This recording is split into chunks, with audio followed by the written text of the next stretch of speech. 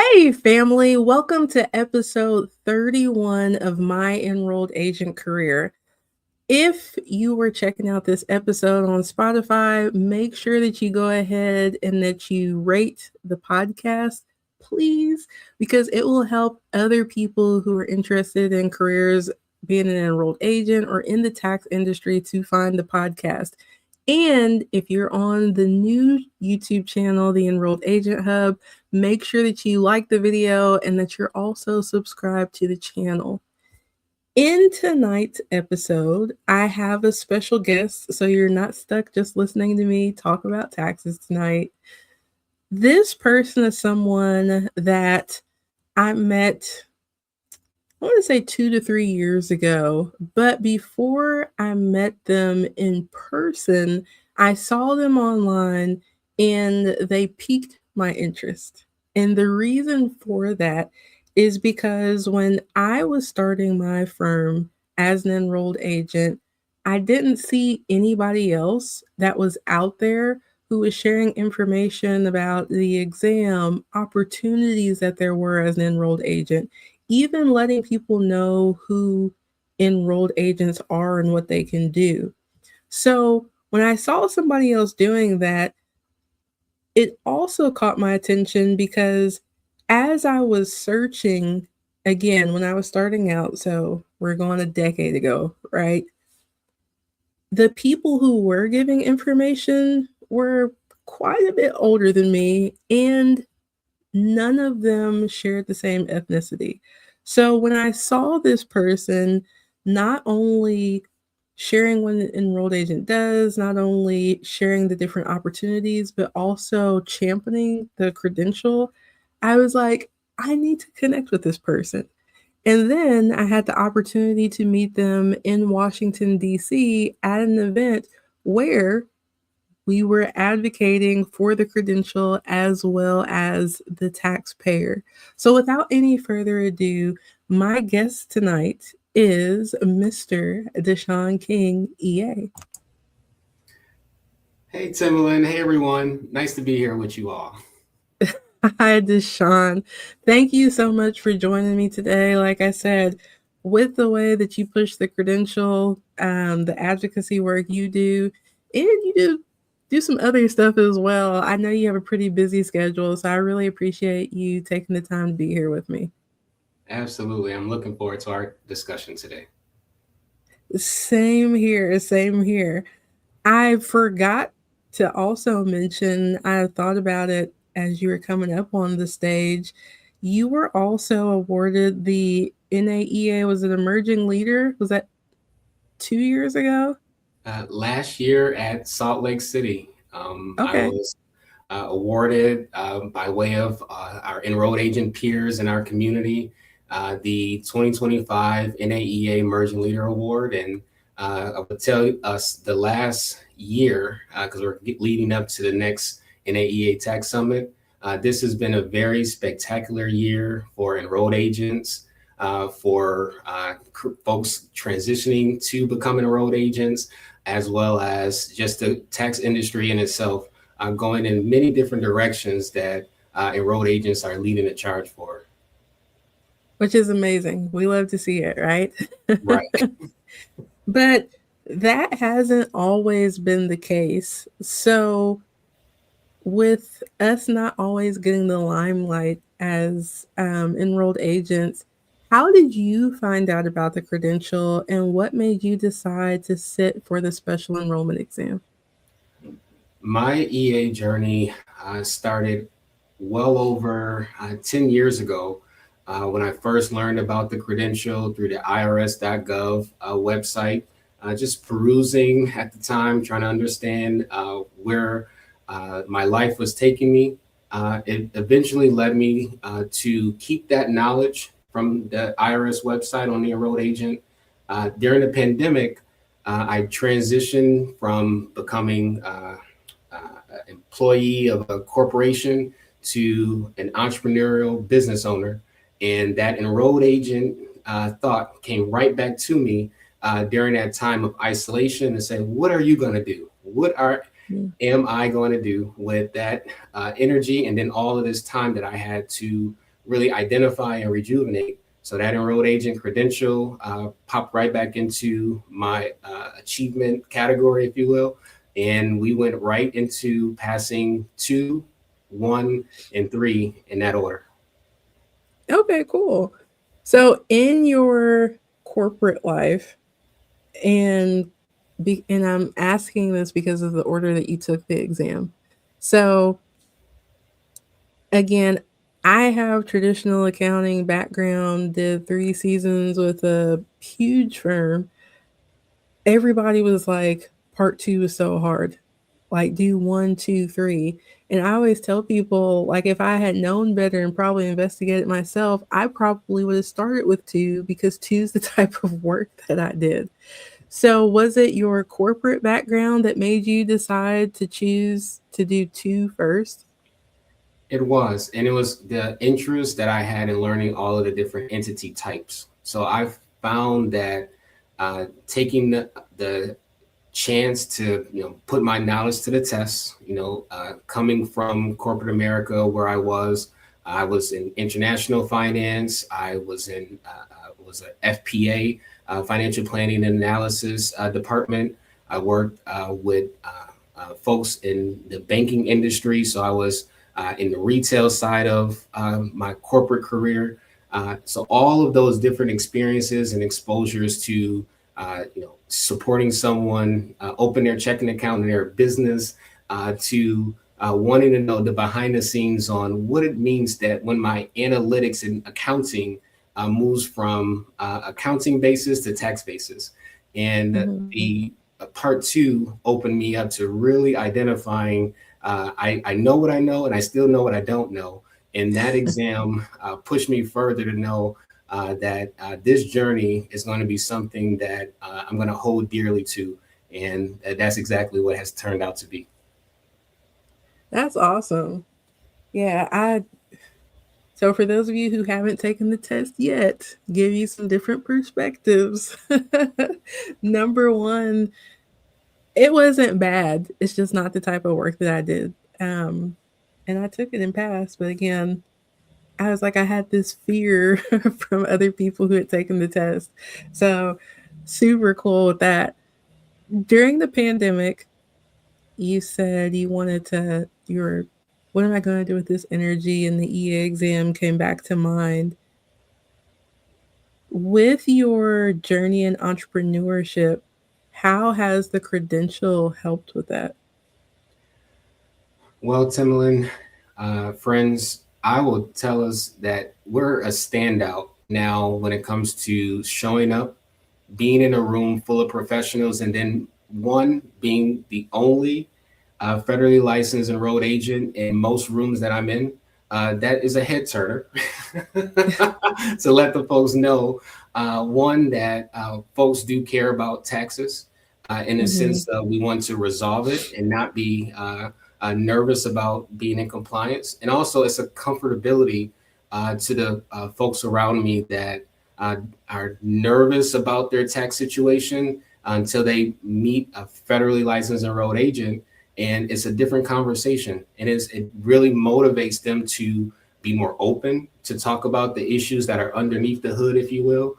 And then it provides a proactive conversation on my end in order to provide them with some level of solution, some level of contact to follow up with me, or some understanding that there's peace of mind in your situation. Just gotta stick with it and work with the right folks, like an enrolled agent, to get this done. I love that you were leaning into what the license actually is. I talked to a lot of fellow EAs who seem a bit frustrated when it comes to marketing because they're like, oh, well, nobody knows what an EA is. And I was like, that's the perfect opportunity to market. Like have the foundation of what it is. Like you said, a federally licensed enrolled agent. That alone is a head turner. So I'm like, you guys not have pride in like what you have, what we do. But I love, and I hope you guys are taking notes. If you haven't been saying I'm federally licensed, like DeShawn said, that is a head turner. And when we truly appreciate um the authority that the Treasury Department has given us to represent taxpayers before the IRS, I think that helps us to kind of make it our own as well. Mm-hmm. Um, but yeah, the way you went right into it is like, well, being the only federally licensed enrolled agent, like that's a head turner. Like it's a proactive conversation. And I just keep running into people who are like, they don't know what it is. I have to explain. And then it's just like, oh, and you're like, yeah, I say I'm federally licensed. And that takes the conversation away. I love that. And I would tell you, Timlin, that when I introduce myself, it's I am. So first things first, I know my name is something that many folks don't know. You know, physically, you can walk in, see someone, and talk to them, but the method that we use here with White Crown Accounting, my firm, is we take a fearless approach to talking and interacting with complete strangers. Because one Mm-hmm. thing we recognize is in order for us to become a household name, we have to own our name in places that are outside of our house because we're our Yes. virtual home. So, you know, Google and, you know, Microsoft can run all of our ads if we want, but it's nothing like talking to someone at the grocery store, someone at the Chamber of Commerce meeting, someone at our local community event, because we're always doing something at a farmer's market, or just showing up to some level of nonprofit community event, and just staying involved and talking with folks in our 5 to 10 mile radius. So that pushes us to always let folks know we're here, we're available, and we can help you if you want that help. And that's the difference maker that I'm seeing to push into conversations where folks are more familiar with a CPA license or an attorney license in regards to resolving a tax issue. And here I am showing up with an enrolled agent license. And yes, I do get those questions. What's an enrolled agent? Are you enrolled for what? Right. And then here I am. I'm enrolled to resolve your problem. And that really does allow for the conversation to shift. And that was something that I really took hold to just this past year, really gaining the exposure of wanting to help more enrolled agents and those who are aspiring to be an enrolled agent tackle that 3-part exam, tackle the onset of the competence and knowing that your knowledge will develop, mature, and cultivate the more you give yourself the opportunity to step into what you know your purpose and plan will be once you earn your license. Because one thing I learned, Timalyn, how you study is how you practice. So if you put your hours into your practice, you put your hours into learning those tax topics and really honing in on reading the instructions on the form and paying attention to the tax changes once you are really involved in the day-to-day of your practice, you will show up differently because you will recognize what you put inside of your tank in order for someone to receive you in your full authenticness. Absolutely. You are preaching over here, DeShawn. So with that being said, the pandemic seems forever like a lifetime ago, right? But it was only 6 years ago. And I love how you said within that 6 years, like one of the things with your firm is the fearless approach, because you want to become a household name, right? Right. How did you develop the confidence to do that within 6 years? Because I think that's another part.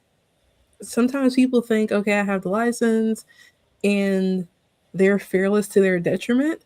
Because I tell people, I always use the analogy, now in hindsight, I know when I got my driver's license 20 years ago, I should have had a little more fear and caution than I did. That didn't mean that I knew how to drive. It meant that I understood the rules of driving. And the Mm-hmm. same thing kind of with the EA exam. So we have people on this end of the spectrum, and then we have people that are like, I had to take every CE course, I had to take every ASTPS, NTPI, NAE, like all the things, and it's 3 years later and they're still not practicing. So for you, like, how did you find that balance? Because that is, and I think we have to recognize when we make big accomplishments. So, like for you, that is a big accomplishment to switch into that mindset just within 6 years. Like, hey, closed mouths don't get fed. If people are going to know about me, I got to tell them about me. How did you develop that? I put my purpose where my passion is, and I just kept going. One of the things I love about the enrolled agent community is we're always learning and teaching one another. So there are enrolled agents in our community now, fully licensed, who are some of my go-tos when it comes to CE. While I'm still developing and sitting on committees reviewing CE, I still sit with competent professionals where my knowledge is turnkey into the solutions that I'm seeing across my desk. The problems are turning around. So a lot of what I started off with was building up that competence. So when it came to exposure and experience, that I'm not running away from filling out a form, or I'm not nervous to call a taxpayer back after they left me a voicemail that either may be concerning or a potential, hey, I just learned about you. Are you available? Are you taking new clients? So I started with the not mindset and the knowledge of where's my competence. So once I knew what I knew and was comfortable to keep moving forward, it became an inch by inch game, if you will. So every new project that brought me a new problem gave me exposure to people, where I then took that experience and kept turning it into solutions, kept turning it into, hey, can I help someone else out in your family now that you know that this problem was resolved? And we talked and communicated throughout the engagement. And that really started turnkeying what I knew I was doing, yet the response that I was getting back from my clients or folks in the community when I did public talks, it really fueled me to know I'm onto something here. And then by the time it really caught fire was when the NAEA and the peers in our community really saw what I was doing inside of committee work, and it just transcended from there. So I'm appreciative of just people recognizing just the inner strength and the inner excellence that we are striving for every day, putting our shingle up, telling folks we're available, and then working a case to completion. So that was a change in the way that my former life handled problems and solutions, to then me taking it on for someone completely unknown to me up until the point of our engagement. And then we kind of get to know one another. So the process that I would say really has made the fearlessness or the avenue of wanting to see action come to fruition is just going for it. Every day we go for it. We don't put excuses with our solutions. We don't put excuses with our marketing plan, and we definitely don't put solutions when it comes to resolving something at the IRS, state level, and even the city and county tax jurisdictions that we practice in. Thank you for breaking that down, because sometimes again it's hard for us to appreciate like where we've come from, um and not necessarily in casework, but I'd say like in confidence, communication, the way like you advocate for the credential. Like I've seen your growth in that, and that's a reflection of what you're doing in your practice, because you can't have the same confidence if you feel like you don't know what you're doing. Like That's correct. it's like when dogs can smell fear. Like you can see people on social media, like they don't know what they're talking about because it bleeds through, right?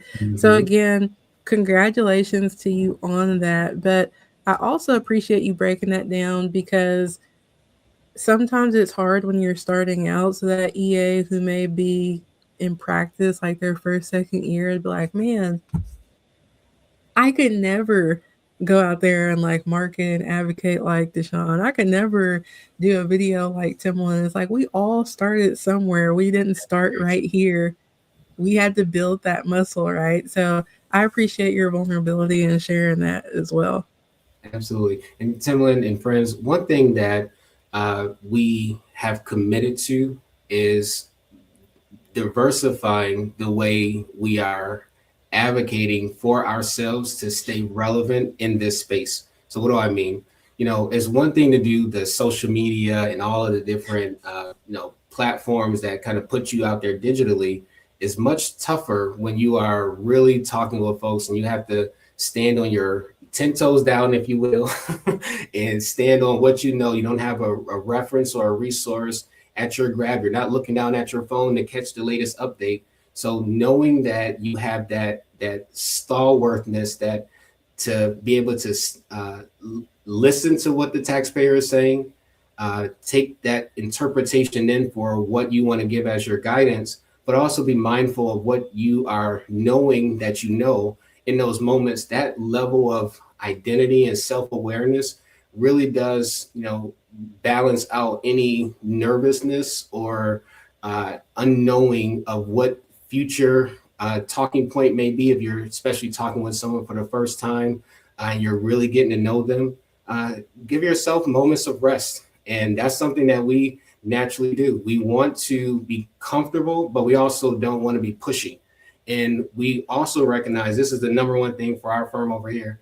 We're not everyone's tax advisor. So that level of confidence helps us recognize that we only talk to the folks that are wanting to hire us. We do help people when it comes to knowing about the enrolled agent credential, yet the conversations can really help us determine, am I supporting the overall credential by just bringing awareness and I'm not so much having a sales call, or am I actually having a sales conversation and this person in front of me, this client in front of me, potentially this community in front of me are just wanting to know from an enrolled agent perspective, who am I and what do we do?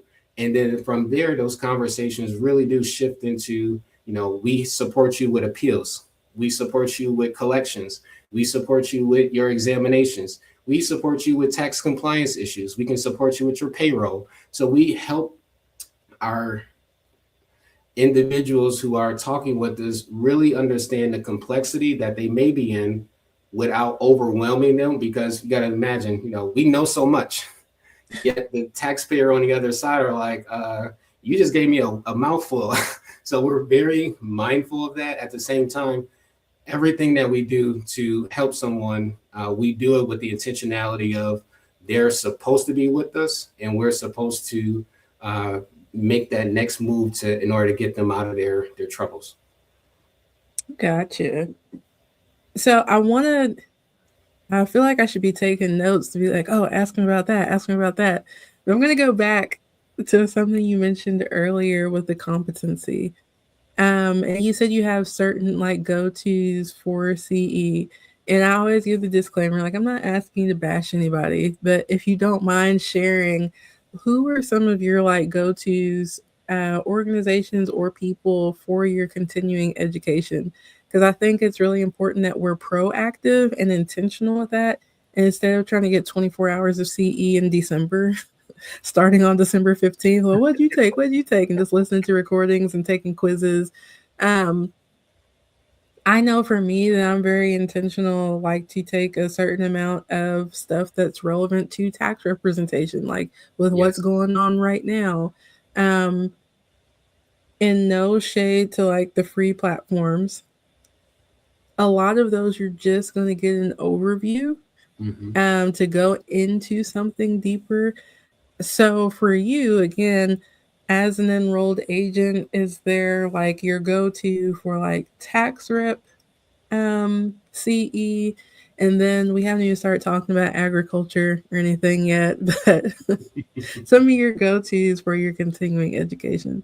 Absolutely. So I'm here in the South, in case anyone wanted to know, down here in Montgomery, Alabama. So we see just about everything that everyone around the country will see. Yet, because you mentioned the special tax services that we do offer, we are in agriculture. So we learn with the uh, University of Minnesota, Rob Holko. He's an enrolled agent and the lead instructor there. So enrolled agents are leading at the academic level. teaching us specialty in different areas of tax. So that's one area.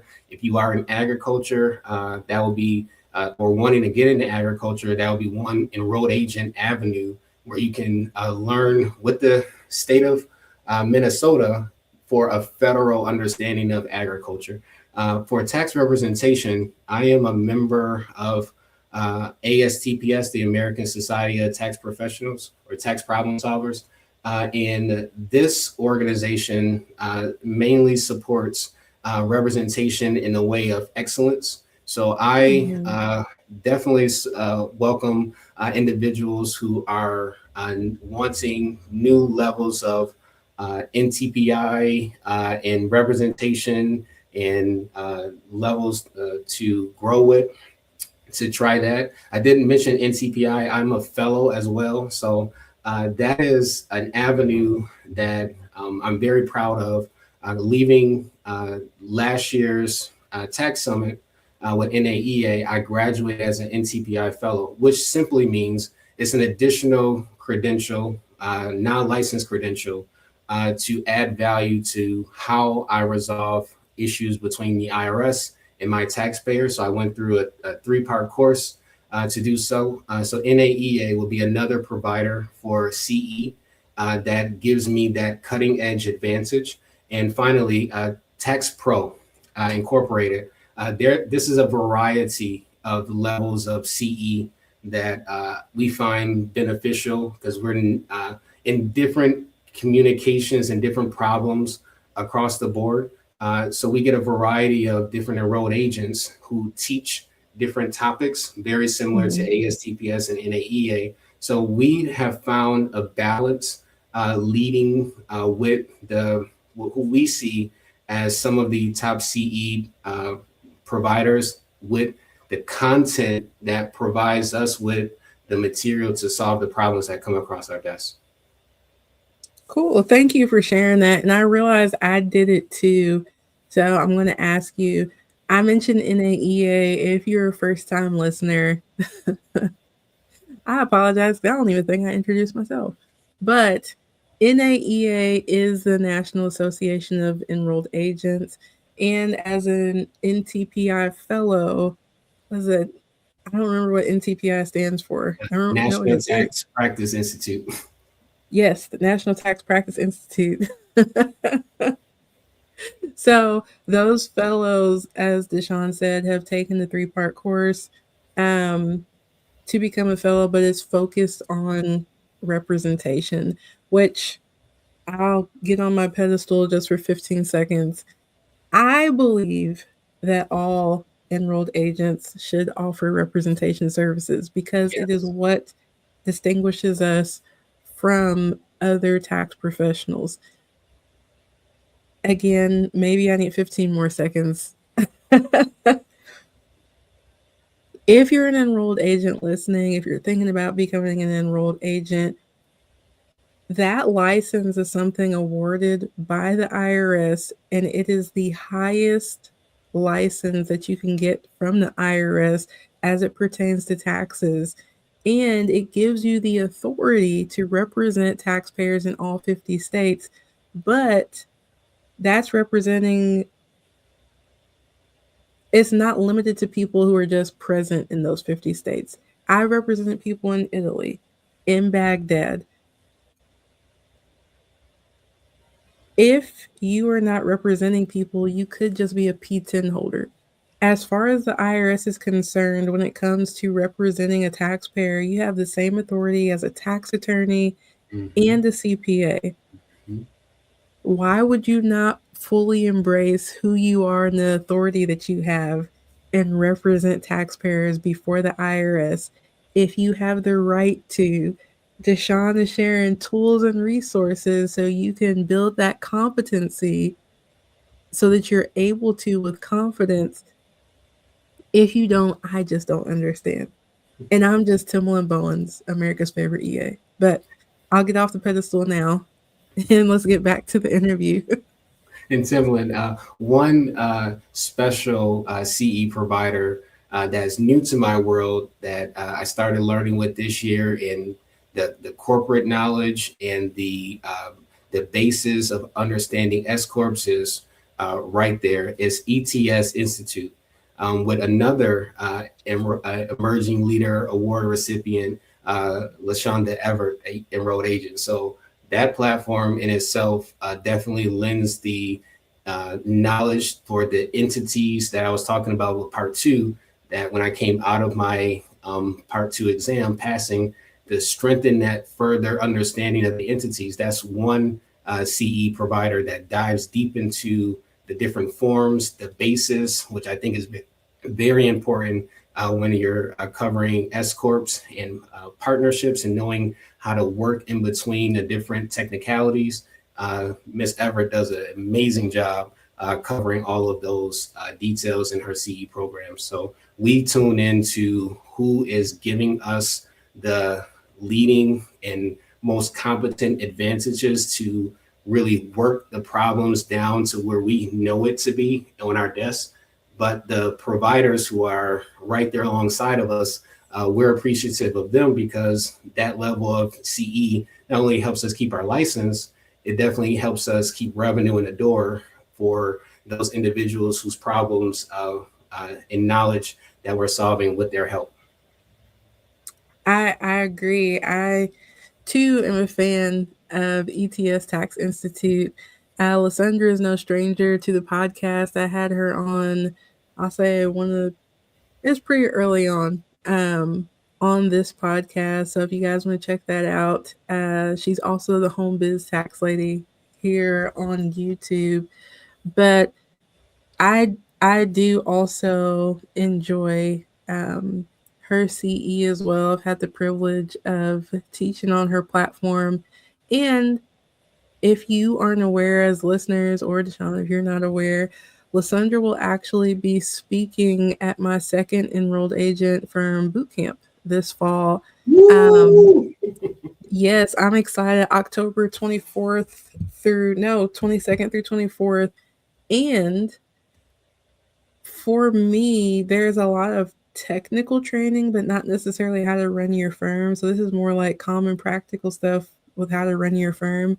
However, ETS is a sponsor and will be sponsoring CE. So 4 hours of teaching will actually be eligible for CE for our attendees. So I'm super excited about that. That's not something we offered last year. So yeah, I'll make sure that is in the footnotes if anybody wants to check that out and get a ticket. Come see me here in Louisville, Kentucky this fall. Yes. Yes. So one of the things, Timalyn, that we put emphasis on, because you mentioned it, the other side of our firm. So we talked about the representation. You can throw preparation in there as well, that we're all familiar with during tax season.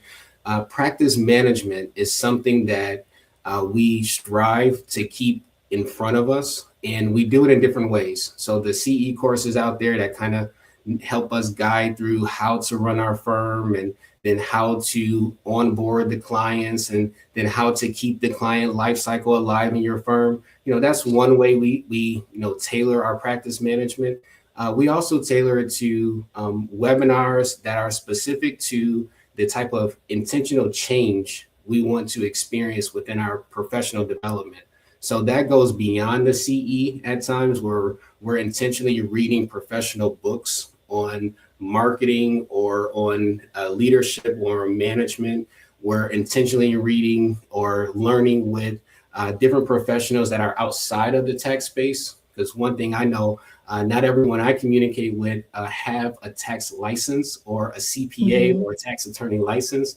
So the commonality of our language and the synergy of our interactions is something that we definitely want to keep authentic. So we'll balance out what we know very well, what areas that we want to grow into very well, and we'll find those books, those resources, those podcasts, those YouTube channels, and start cultivating that knowledge, and then turning that into a conversation, which then further implements into our practice. I love that as well, and thanks for bringing that up. I think the internet's an interesting place, right? Sometimes when we do things either online or YouTube University, which is cool for some things, we lose sight of other resources that would help to make us well rounded. So, for example, I said I grew up tax career in a public accounting firm. So then going to my own thing and doing things virtually, it's like, well, there's software to handle this and there's this and that. So I didn't think of having an office administrator. Like, what would that look like virtually? Like, what does that process look like? But because I had outside perspective, I could figure it out. And it's the same when we're growing our business and like, oh, I need to talk to other EAs, I need to talk to other tax professionals. Sometimes having a general business coach when it comes to certain workflows and processes is going to be more insightful, because if we're all trying to do something the same way, this person with a different perspective can be like, hey, why are you running into the wall like that?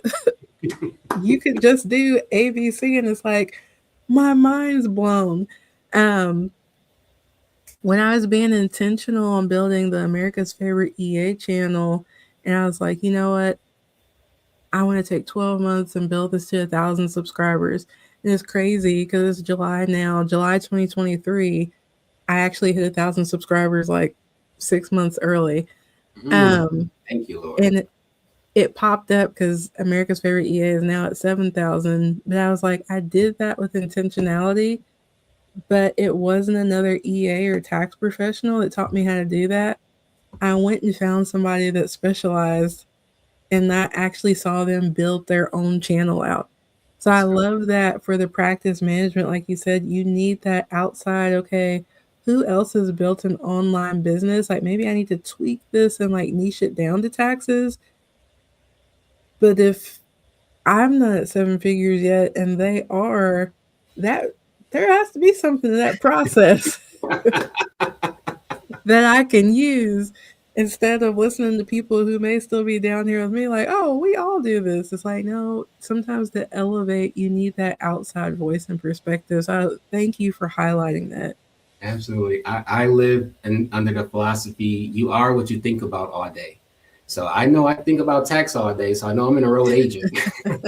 There's other parts of my pie too that led me to different variations of my authenticness and then who I show up as every single time. And that does help with that perspective of, who you talk with, who you surround yourself with, and then who you elevate yourself to become naturally is what you're cultivating with all day long. Your thinking, your intentionalities, your habits, your good and bad habits. So the things that make you who you are ultimately what's driving your practice. So we, slowed down to do time studies on ourselves. We've slowed down to understand the start and into our workflow. We understand what clients are experiencing when they go through our onboarding. So we, not so much trying to perfect, but just make it done. Leave it where it is until it's time to change it without feeling the pressure of changing it every time you start something new with someone else.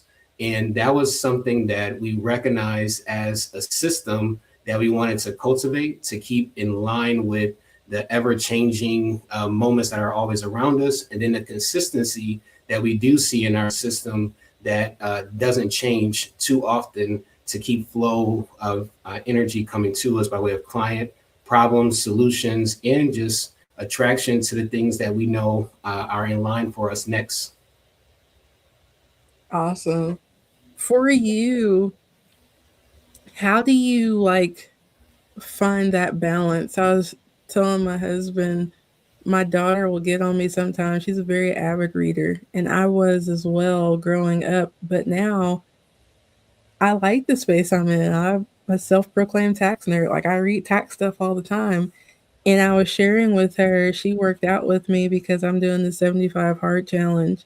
And I was like, I have to read 10 pages of something that's nonfiction. She goes, immediately, something that's not tax. So For those outside influences, perspectives, like how do you find the balance when you, like you mentioned, reading the books, doing the podcast, YouTube? Do you have to intentionally be like, okay, I need to listen to somebody that's not taxed or read a book that's not taxed? Yes. So I have a library off to my left. I live off the clean desk theory.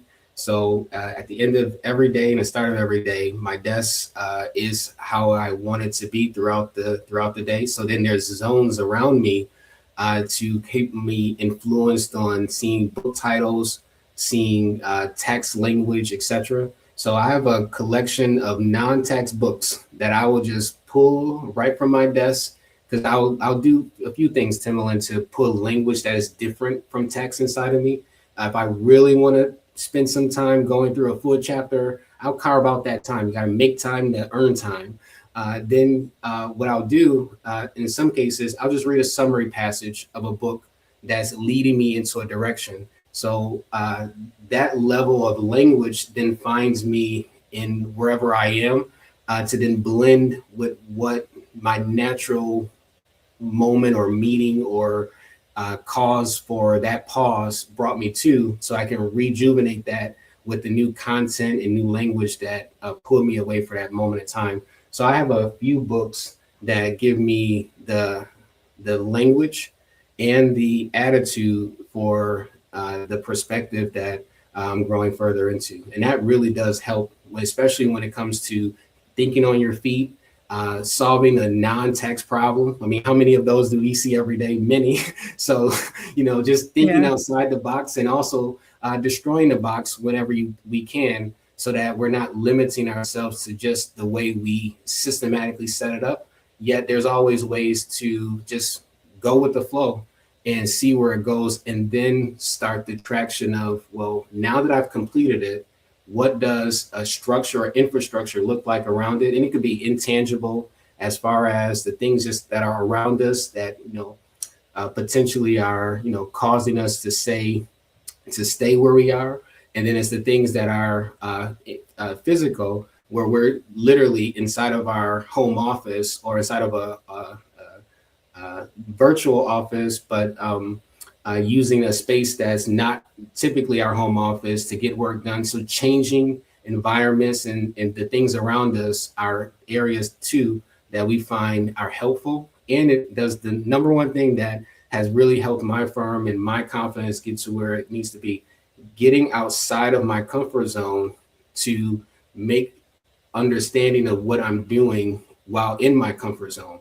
And that growth and that rest in between provides that train or that trail or that tarmac, if you will, for all of the different languages and learning and maturity that we talked about over the last 6 years of my EA experience.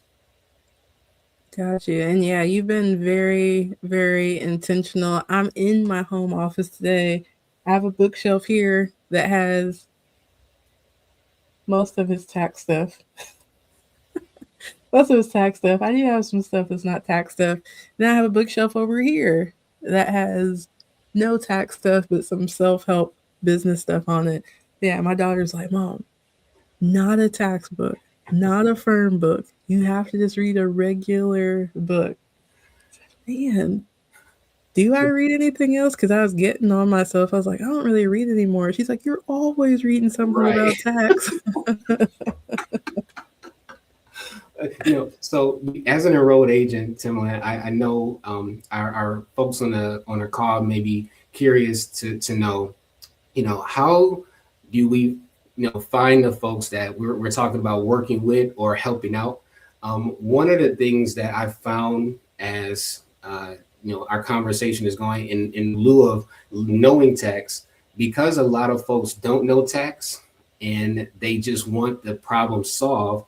Having some identity of a different industry, whether you work inside of it or not, that plays to the conversation. Meaning, I have understanding to be relatable, and when I don't have understanding to be relatable, I'm listening to understand why am I in this conversation. So those two avenues, when it comes to trying to store up too much text knowledge, and then in some conversations not talking about text at all, and then leaning into everything else that I know. Those two avenues of dialect really do help give me the comfortability as well as the folks on the other side, so they don't feel like my text brain is talking to them all the way up here and they're really like, I just wanted to know, do I have to sign this form or not? I agree. I always refer to that as taxonomies. And I tell people too in their marketing, I was like, when my channel really took off, like my blog really took off, is when I realized I wasn't writing or doing videos to impress you all, the tax professionals. This needs to be broken down so the taxpayers can understand it, because at the end of the day, it's not necessarily my competency that they'll doubt. It'll be whether or not they can trust me. Mm-hmm. I have to be approachable and able Mm-hmm. to explain things where they understand, so they don't feel like you said, I'm talking way over their head. It's just like, okay, she knows what she's doing, but like, we don't have good rapport communication. So that definitely is a great tip to lean into, like your other strengths, or things that you have in common with people. I know before I started my, so if you're not familiar with my story, I worked at 3 years with the accounting firm. Then when I had my daughter that December, I was like, I can't do 70, 80 hour. Like I can't. So I am not from Louisville, Kentucky. My husband is. I did not want my child to go to daycare. Right? She's a December birthday, then going absolutely not. So what happened, because of the business school I graduated from, people were like, "Oh, now I can afford to work with you. Like, you do my taxes." So I had gone to school with the intention of starting my own firm. Didn't think I wanted to do taxes, but starting my own CPA firm, helping small business stay in business, which is crazy because you talked about passion and purpose. That was my passion and purpose. But then God took it and said, I want you in this tax sphere, not over here. Um, but with that, I was like, okay, I have Jemiah. She's not in daycare. Like, how am I going to balance that? And that's how she became my business partner. Because I tell people she got her first client at 3. We were at Starbucks, and she was able to articulate exactly what we did. And he was like, hey, let's talk. Um, so That's when I it. say, when I do it full time, part time, I was like, I need to know how to communicate to these people so that if Jemiah can explain it, if I can have a conversation with her about what I'm doing, then it's broken down enough. Mm-hmm. And that was kind of my guiding post, because it's funny how children watch you. She knew exactly what we were doing. And I Mm-hmm. was like, how come she so confidently with this cake pop and apple juice and Starbucks can be like, we do bookkeeping, we do taxes, we help save you. So I'm a whiteboard writer here in my Uh-huh. office. So we have talk to me like I'm 5. Truly, because that's the level of communication. Not not lowering the demeanor, not talking down to you, but really it's our language. Our I think when folks really identify that words in the tax world can mean so many different things because tax law is written by lawyers, and when we have to identify so much of what's going on with them, that we just want to keep it simple, keep it easy, understandable, because we do all of the hard work and the legwork in our research. So the more clear we are in our conversation, the more clear we can come back and give the appropriate advice for whatever situation that is happening after we've done our due diligence. So yeah, talk to me like I'm 5, or all of those mechanisms that keep language at its bare minimum, yet at its Mm-hmm. very high functioning, it moves the needle forward because there's proactiveness and there's provision, and there's moments where we're looking ahead to help folks, but then we're also looking back. I think that's one of the most important things that I found in this tax world that I didn't know that I would really embrace, is so much history here. And if you're a history buff, in any which way. Now, tax law started early 1900s, when Internal Revenue Service was eventually getting started back then under a whole new name.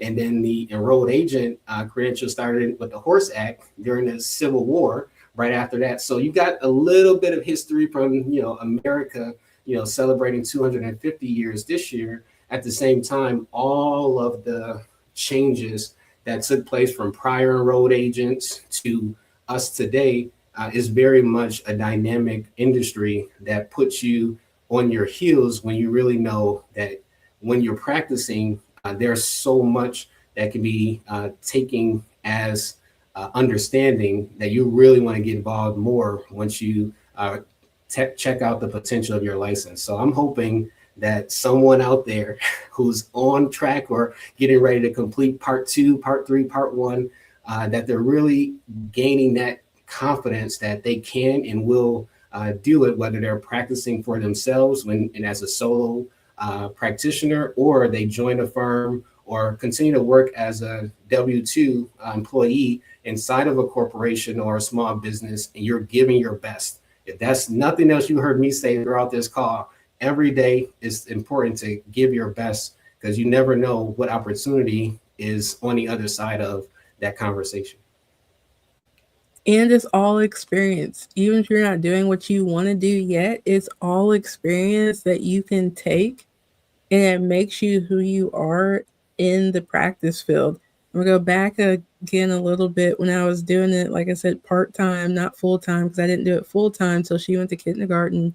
Mm-hmm. But there was a weekly Bible study I went to. It was just for ladies, Wednesday mornings, and it had kind of a mommy day out feel. So she went to the class, I checked her, and I went to one.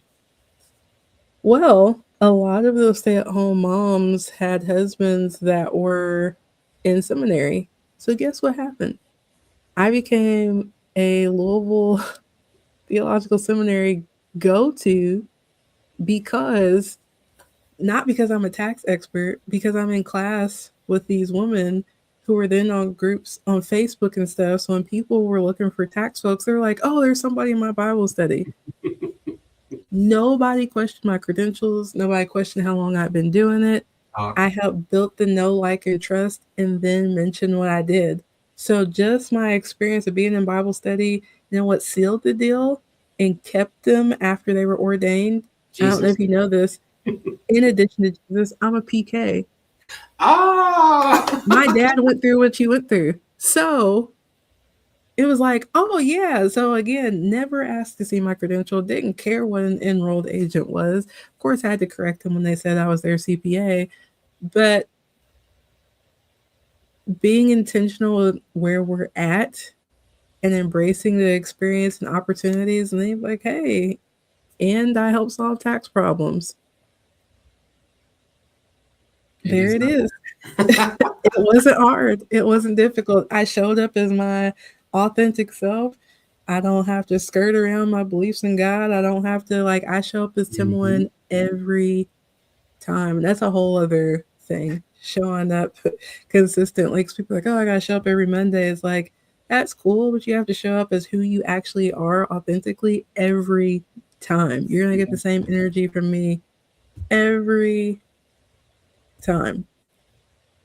So one thing that we just talked about, law of attraction is something we really pay attention to. So I talked about you are what you think about all day. So in regards to writing the vision, putting the business plan together, putting the thoughts behind the type of clients we want to serve, I was very specific in writing to my whiteboard and to my business plan, and even to the current clients that we currently serve.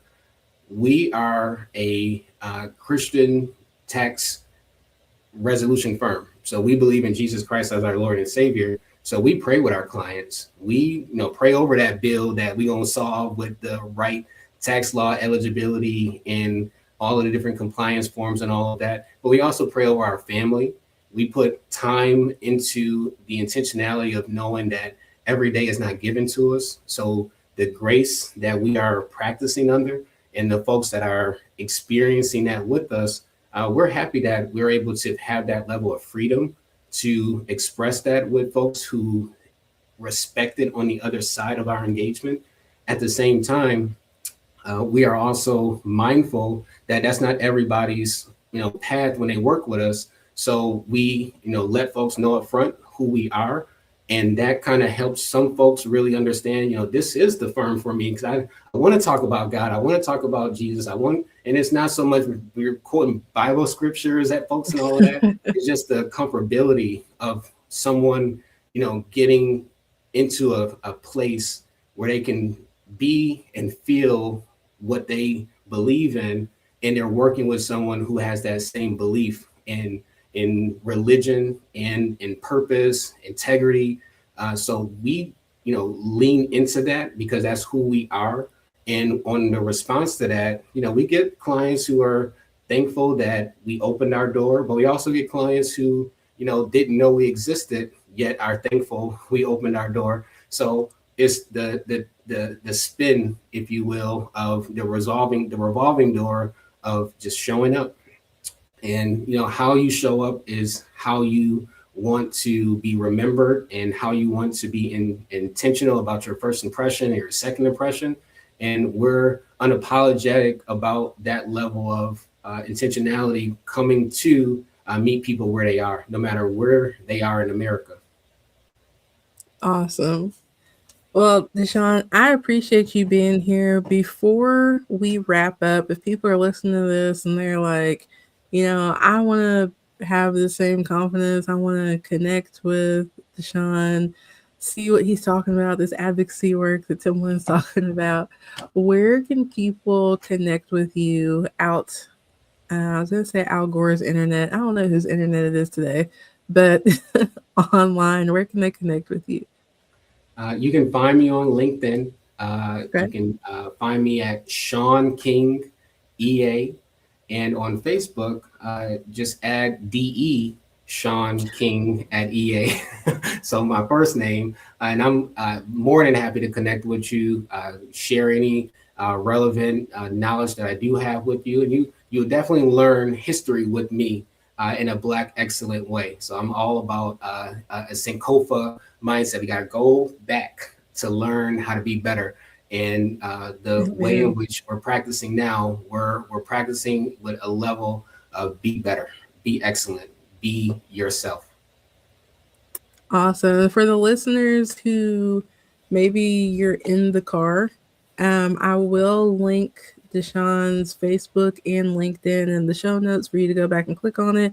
If you're watching it, you already see it scrolling across the screen. So, DeShawn, there's one last question I ask everybody when they come on. So, of course, I have to ask you, if there is anything that you could change in your journey as an EA, what would that one thing be? Now, one thing that I would change is how I consider. One moment, Timalyn, because I'm thinking about it, because it's because we're in so many different ways. But one thing that I would change is how the industry sees tax professionals that look like you and I, and is not a lot of us, not a lot of Black and brown tax professionals. There are many of us, but there's not a lot of us. And one thing that I'm hopeful that will change going into the future is that those folks who have a passion for math, have a passion for economics, have a passion for just wanting to learn more about this process, that they go for it. Because there is room for you here in this space. There is room for you to make room for others in this space. So we welcome you in this space. So that's one thing that I would change, because I didn't see me starting off in this field. There were only a few African-American male enrolled agents who I got to know well after I earned my EA. So for a while, being isolated in virtual firm, it almost felt like it was me until I started really learning and seeing and being more involved and intentional with connecting with Black and brown and Hispanic enrolled agents and tax professionals. So I hope to see a change in that direction when it comes to us seeing more of us in lieu of folks doing the right thing with their credential. Uh, that's a little deeper than I thought we were going to get, but that's definitely accurate. And thank you for the work that you're doing to help make room for other people, for being here on the podcast with me so other people can see themselves with this credential and know that it's possible because you're here. I'm here, right? Yes. It sounds like we both built this from the ground up, scratch, sweat, maybe some tears, a lot of Jesus, but Amen to that. we did it. We're here, right? Yeah. So again, thank you so much for being here with me tonight for episode 31. If you all again would like to connect with DeShawn, his contact information is going to be tagged in the show notes below, whether you're on Spotify or if you're on YouTube. Also, as I mentioned earlier in the show, the Enrolled Agent Firm Bootcamp is coming up October 22nd, 24th here in Louisville, Kentucky.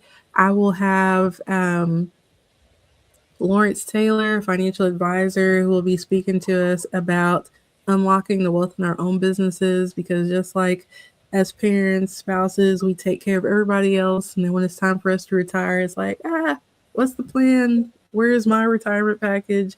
Because we always think that we can do it later. Vincent Broadbeck, tax attorney.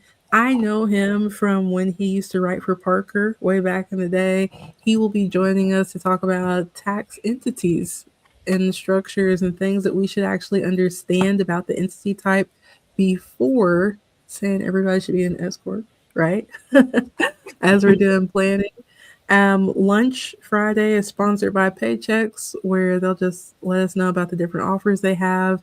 My tax sister, Lysandra Everett, who we mentioned on here earlier, will be joining us to do the federal tax update. And then Friday, we'll wrap up with Mark Dombrowski. We'll be talking about tax representation. And then my treat, we will be going and having dinner on the river at Captain's Quarters. And last but not least, I'll wrap up Saturday with a 2.5 hour marketing session. So you can take what you learn and go implement it and make money immediately. So I Love appreciate it. DeShawn being my hype man. He's like hyping me up, making me smile as I talk about it. But make sure that you go and get those tickets soon because the price right now is not going to be the same price in September. It will, or August, it will go up. So there is a code when you go to the landing page for you to go ahead and take advantage of that discount now. Thank you so much for listening, and I will see you all next Sunday night at 8 p.m. Eastern for episode 32. Thanks again, DeShawn. Thank you. Thanks, Timalyn. Bye, everyone.